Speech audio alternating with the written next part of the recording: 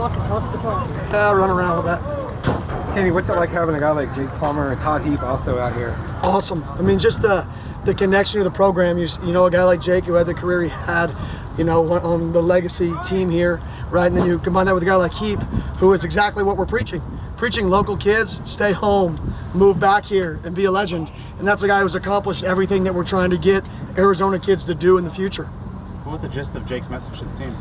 Effort, competitiveness, but you're still a family. How you got to be able to compete and fight, and you got to be on the field, and that is your worst enemy. But at the end of the day, it's got to be your brother.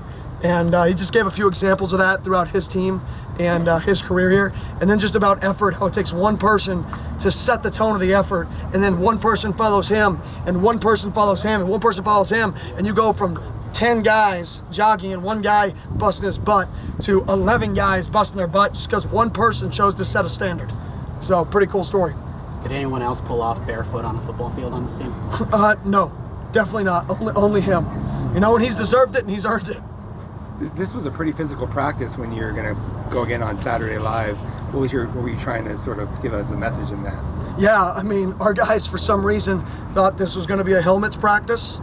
And it was actually the hardest practice of the year in terms of the amount of time on the field, the amount of physicality, the amount of team drills, and the amount of periods, right? Because I wanted to challenge them. I knew it was going to be hotter than it's been. We've had a pretty good spring, so I wanted to put these guys in a situation where they thought that we were going to come out here and just kind of jog around in a mental day and then put them in an adverse situation to fight back through that.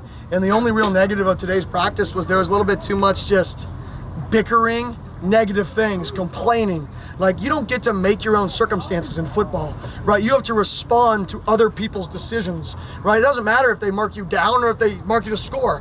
What's the next play? Like, how do you respond to that? So that was the only thing I really didn't like about today's practice. Too much just, they didn't like what the circumstance, right? They voiced their opinion. Nobody gives a crap about your opinion on the football field. They give a crap about your response to somebody else's decision, whether it's a referee, whether that's a coach. It's all about response. So I thought it was a really good effort day. The guys came, they brought juice, right? But there's a few times I just didn't like our responses.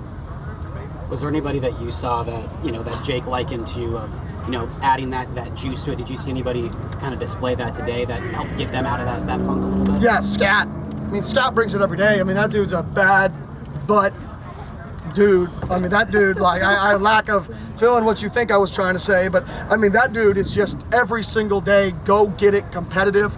If you light the fire under Scat to compete, he'll fight until the death, right? And then you combine that with JC was back today. And anytime you have JC on the field, he's been managing some muscular things, and to get him back in the field, he is one of, if not top 3 most competitive people I've ever coached. And to see him on the field, his fire and enthusiasm, people feed off of that, right? And it's just who he is. He can't hide it. He's in the locker room, he's the same way. Everything he does is the same way, and people feed off those 2 guys. Kenny, what are you expecting to see on Saturday from your team? I'm expecting to see guys go out there, make plays in front of a crowd, right? It's easy to make plays in practice, right? It's harder to make plays when there's people there, people watching you, maybe your family members watching you, your friends watching you. It's on the Pac-12 network, right? Who shines in the bright moments? And this will be our first time, really, the lights are on. And how does it feel to have your first spring ball underneath you? I mean, it just sounds bad. I don't even think about it. It's just crazy how fast things go. I wish we had 15 more practices. They don't, but I do.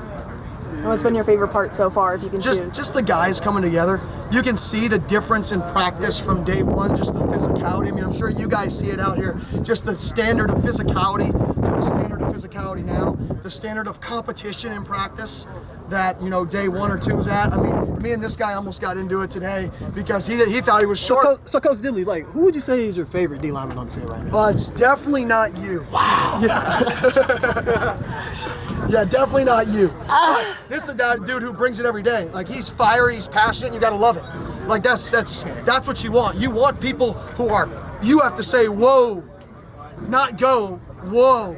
And he's just one of the guys on our team that we have to say, whoa, whoa.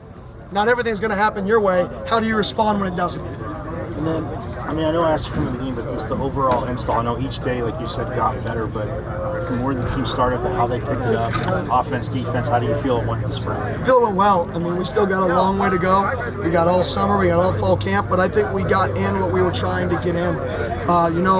We've obviously been practicing some 3-high safety stuff because, you know, we got to run some stuff that we're not going to run in a lot of games. We practice some 3-high safety stuff to play some of these air raid teams in this league, which is popular in other conferences.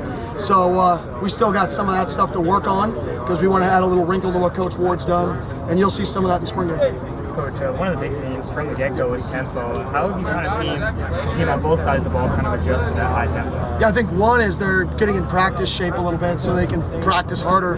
And then two, I think they're just seeing how it can benefit us and seeing how it hurts us on defense if we don't communicate through the tempo. Thanks, Coach. Awesome. Thank y'all.